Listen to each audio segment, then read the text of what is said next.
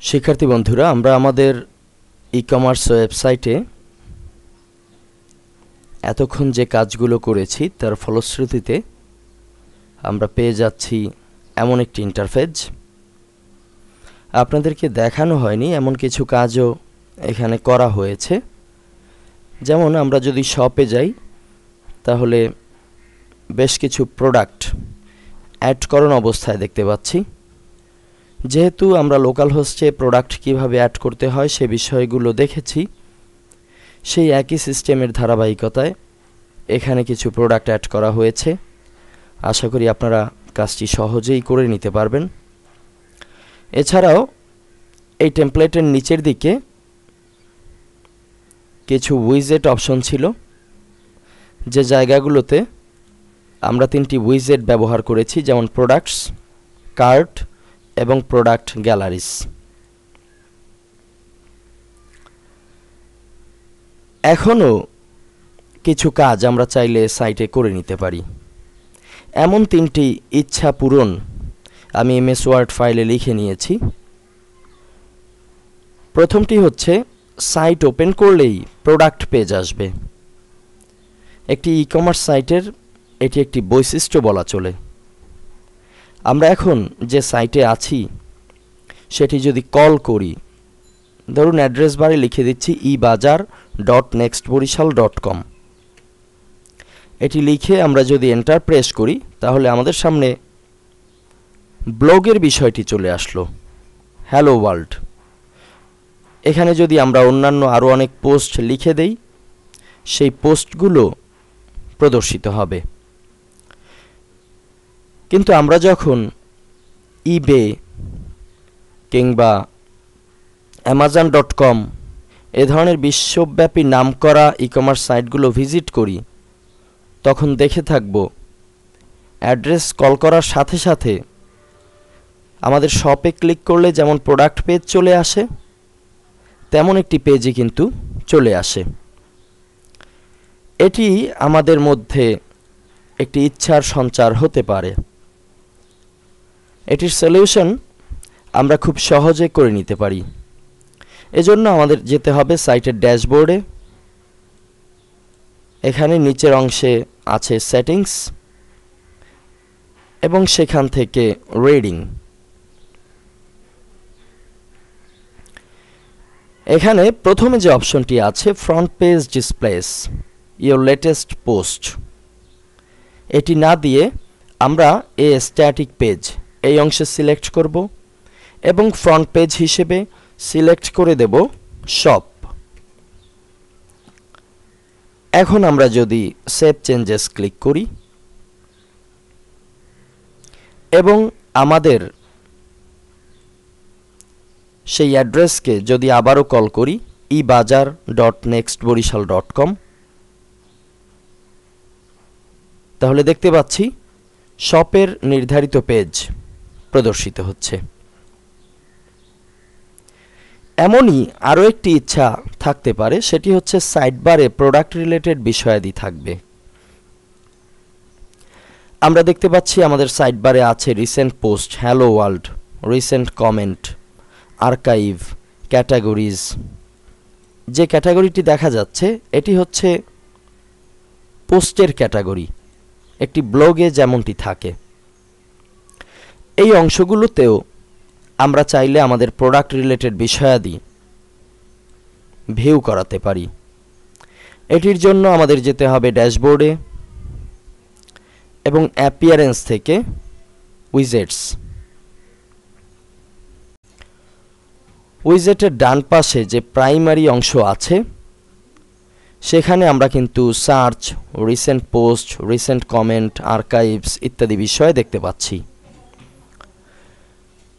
এই অংশের নিচের দিকে আমরা দেখতে পাচ্ছি WooCommerce cart, WooCommerce layered nav, WooCommerce layered nav filters, WooCommerce price filters, WooCommerce product, WooCommerce product search ইত্যাদি। আমরা যদি ও-কমার্স প্রোডাক্ট সার্চ এটি ব্যবহার করতে চাই তাহলে বাম পাশ থেকে টেনে নিয়ে ডান পাশে প্রাইমারি অংশে ছেড়ে দিলেই চলবে। এখন যদি আমাদের প্রিভিউকে আরেকবার রিলোড করি, তাহলে দেখতে পাচ্ছি সার্চ প্রোডাক্ট নামে একটি অপশন এখানে যুক্ত হয়েছে। একইভাবে অপ্রয়োজনীয় অংশ আমরা টেনে টেনে ডিলিট দিতে পারি। এ বিষয়টি করা আশা করি আপনাদের জন্য কঠিন হবে না।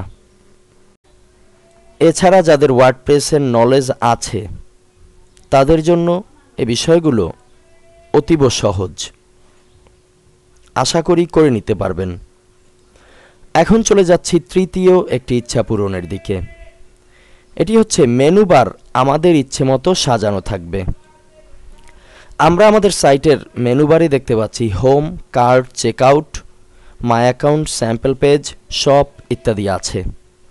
এখানে আমরা যদি চাই স্যাম্পল পেজ নামে কোনো বিষয়াদি এই মেনু বারে থাকবে না, পাশাপাশি প্রোডাক্টের ক্যাটাগরিজ অন্তর্ভুক্ত হবে, তাহলে সেটিও কিন্তু সহজে করে নিতে পারি। অবশ্যই যেতে হবে সাইটের ড্যাশবোর্ডে। এখানে অ্যাপিয়ারেন্সের অন্তর্ভুক্ত মেনুস,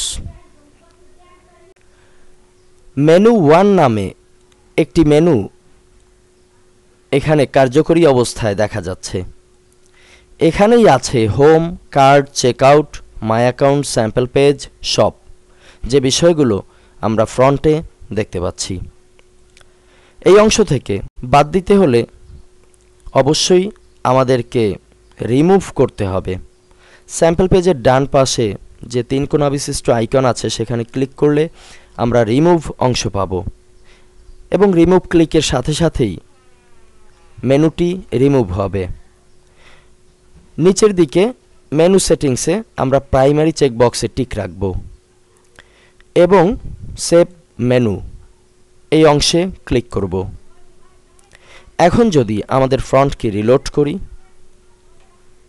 তাহলে দেখতে পাচ্ছি স্যাম্পল পেজ নামে যে মেনুটি ছিল সেটি ডিলিট হয়েছে। যদি কোনো মেনু বাড়াতে চাই, 3 ধরনের মেনু বাড়ানো যায়। একটি হচ্ছে পেজ, আরেকটি লিঙ্ক এবং ক্যাটাগরিজ। এখানে ক্যাটাগরি বলতে ব্লগের ক্যাটাগরিকে বোঝানো হয়েছে, এ কারণেই আনক্যাটাগরাইজড এ বিষয়টি প্রদর্শিত হচ্ছে।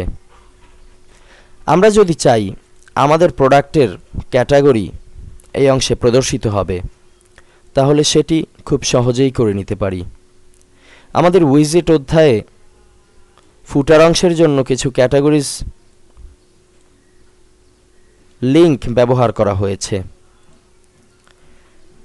এটি অন্যান্য উইজেট যেমনভাবে করে একই সিস্টেমে করা হয়েছে। এটিও যদি আমরা দেখে নিতে চাই, তাহলে এই অংশে উইজেট ক্লিক করে দেখে নিতে পারি। ডান পাশে উইজেটের যে প্রাইমারি অংশ ছিল তার নিচে আছে ফুটার 1, ফুটার 2 এবং ফুটার 3। ফুটার 3 অংশে আমরা ও-কমার্স প্রোডাক্ট ক্যাটাগরিজ এটি যুক্ত করেছি এবং এটিই কিন্তু আমাদের ফ্রন্টে প্রদর্শিত হচ্ছে। এখান থেকে আমরা কিন্তু সহজে কিছু লিঙ্ক পাচ্ছি, যেমন গ্রাফিক্সে যদি আমরা রাইট ক্লিক করে ওপেন করি, তাহলে একটি লিঙ্ক তৈরি হচ্ছে product_cat = graphics। আমরা এই লিঙ্কটি যদি কপি করে আমাদের মেনু অংশে লিঙ্কের ঘরে পেস্ট করে দেই এবং লিঙ্ক টেক্সট হিসেবে গ্রাফিক্স এটি লিখে অ্যাড টু মেনু এই অংশে যদি ক্লিক করি, তাহলে দেখতে পাবো ডান পাশে গ্রাফিক্স নামে একটি মেনু যুক্ত হয়েছে। সবশেষে এখানে আবারও ক্লিক করতে হবে সেভ মেনু। আমাদের মেনু পেজটি সেভ হলো, উপরের দিকে অ্যালার্ট চলে আসছে মেনু 1 হ্যাজ বিন আপডেটেড। এখন আমরা যদি আমাদের ফ্রন্টকে রিলোড করি, তাহলে দেখতে পাচ্ছি আমাদের মেনু বারে গ্রাফিক্স নামে একটি মেনু যুক্ত হয়েছে। আশা করি এভাবে করেই আমরা আমাদের টেমপ্লেটকে সাজিয়ে নিতে পারবো। ধন্যবাদ।